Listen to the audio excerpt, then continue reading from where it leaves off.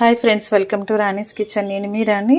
ఈరోజు ఆలూ బజ్జీ చేసి చూపిస్తాను. అందరూ చేసే ప్రాసెస్తో కాదండి. ఆలూ బజ్జీ అంటే ప్రాసెస్ అంతా డిఫరెంట్గా ఉంటుంది. టేస్ట్ చాలా చాలా బాగుంటుంది. ఈ రెసిపీ అనేది చాలా సింపుల్ ప్రాసెస్తో చేసుకోవచ్చండి. అన్నీ కూడా మన ఇంట్లో ఉన్న ఇంగ్రీడియంట్స్తోని ఒక బంగాళదుంపతో అప్పటికప్పుడే చేసి పిల్లలకి సర్వ్ చేయొచ్చు.